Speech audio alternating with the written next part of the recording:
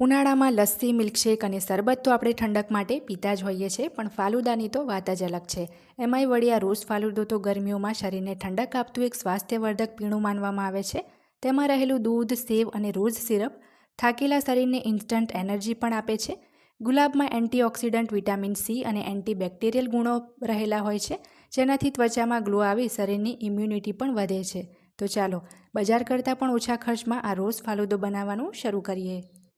તો એના માટે ગેસ ઉપર એક પેન ગરમ કરવા મૂકીશું. એમાં આપણે 2 કપ જેટલું એટલે કે 400 ml જેટલું ફૂલ ફેટ દૂધ ઉમેરીશું. અને આ દૂધ હજી તો ગરમ થાય એ પહેલાં જ આપણે એની અંદર 1 ચમચી જેટલો કોર્નફ્લોર મિક્સ કરી લઈશું.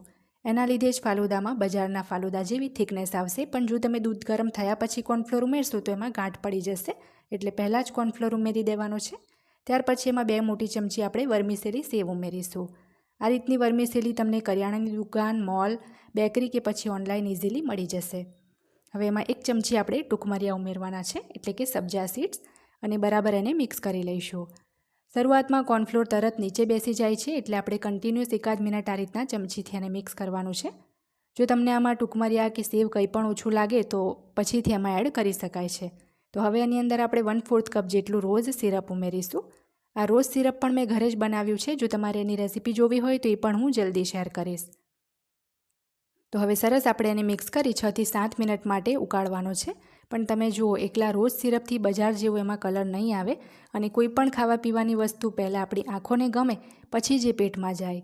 એટલે આપણે એમાં કલર લાવવા માટે 1 ટીપું જેટલો પિંક ફૂડ કલર ઉમેરીશું. અહીં મેં જેલ કલરનો યુઝ કર્યો છે. જો તમને લિક્વિડ ફોર્મમાં મળે તો તમે એ પણ લઈ શકો છો.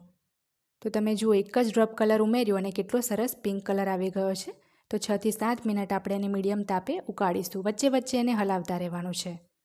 તો 7-1 મિનિટ થયા પછી તમે જોશો તો જે વર્મિસેલી સેવ આપણે ઉમેરી હતી એ તરત જ ફૂલીને આ રીતના ઉપર આવી ગઈ છે, અને ટુકમરિયા પણ એકદમ સરસ ફૂલી ગયા છે. દૂધ પણ આપણું જેટલું જોઈએ એટલું સરસ ગાઢું થઈ ગયું છે. અને સેવ મને આમાં થોડી ઓછી લાગી હતી, તો 2 ટેબલસ્પૂન સેવ મેં ફરીથી એડ કરી હતી. ટોટલ 2 કપ દૂધમાં 4 ટેબલસ્પૂન આપણે વર્મિસેલી યુઝ કરી છે. તો હવે આને આપણે ઠંડો કરી લઈશું. તો ફાલુદાને પહેલાં પંખા નીચે રાખી મેં ઠંડો કરી લીધો હતો. ત્યાર પછી આખું પેન જ મેં ફ્રીઝરમાં રાખી 2 કલાક માટે એને ઠંડો કરી લીધો છે. તો પરફેક્ટ બજાર જેવો જ આપણો રોઝ ફાલુદો તૈયાર છે. તો એને આપણે સર્વ કરી લઈએ. ઉનાળાની ગરમીમાં જ્યારે તમે બહારથી ઘરે આવો ત્યારે ઠંડો ઠંડો આ રોઝ ફાલુદો પીને તમારું મન તો ખુશ થઈ જ જશે, અને તમને એક રિફ્રેશિંગ ફિલિંગ પણ મળશે. તો ઉપરથી આપણે 1 સ્કૂપ જેટલો વેનીલા આઈસ્ક્રીમ મૂકી દઈશું. બીજા કોઈ પણ ફ્લેવરવાળા આઈસ્ક્રીમ કરતાં વેનીલાનો જે પ્લેન આઈસ્ક્રીમ હોય એ ફાલુદા માટે પરફેક્ટ ગણાય છે. તો ઉપરથી ગાર્નિશિંગ માટે થોડા બદામ, પિસ્તા અને તૂટી ફૂટી એડ કરીશું.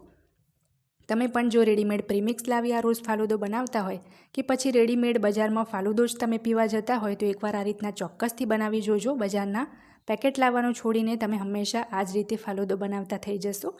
એટલું ઓછા ખર્ચે ઝટપટ તૈયાર થઈ જાય છે. આજની આ રેસીપી ગમે તો ચેનલને સબસ્ક્રાઈબ કરી બેલ બટન દબાવવાનું પણ